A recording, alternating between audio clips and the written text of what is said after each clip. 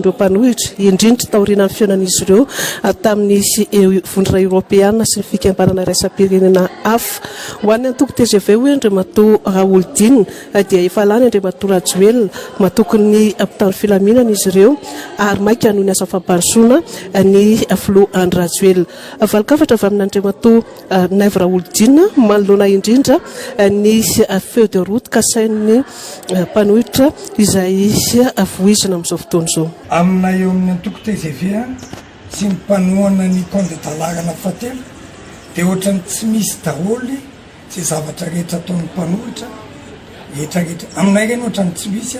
fa ny andrasanay zao dia ny rapitso avoakany ACC sy hitanay fa tsy misy fivana satria ao anatin'ny demokrasia tsika dia afaka maneho hevitra daholo ny rehetra satria koa ny communauté internationale sy ny mpietsehatra rehetra olona manana sofina fa mihainy fotsiny fa tsy midika fa raha miteniny ary mangataka ny ary dia hoekena daholo. Aminay zany tsy lobe inona rehetrarehetra atao amin'ny tsirara ihany atao amin'ny traretrany dia telo any anay voalohany efa lany ny larana fahatelo faharoa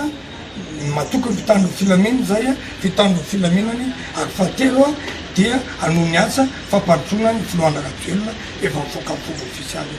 Tena manana lanja mihitsy izy ary zay lanjany zay mihitsy no nankataovany ity fokampifidanana ity fa tsy hoe rehefa nakany reny dia nipohany reny izy akory zay ny tsara fantatry ny olona fa nynony fotsiny izy reny fa tsy mila lanja fa manana lanja mihitsy izy ary noho lanjany zay no antony ilazanay fa izao tontolo zao dia hakatotsoela any fokampifidanana rehetrarehetra aorinan'ny avoakany ACC rapitso sy aorinan'ny investiture. Zavatra rehetrarehetra reny vao malaika mampitombo force ao anay fa misy fitendrenany ihany hoe celui qui n'a pas d'ennemi n'a pas de valeur aussi.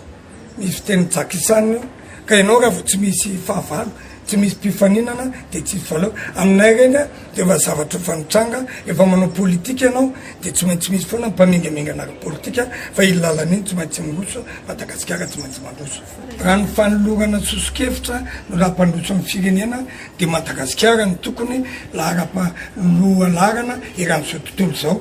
fa eny dia petraka-petrakevitra daholo ohatrany sosokevitra rehetrarehetra ataon'olona rehetrarehetra fa tsy midikinina koa ohatrany tsy misy akory eny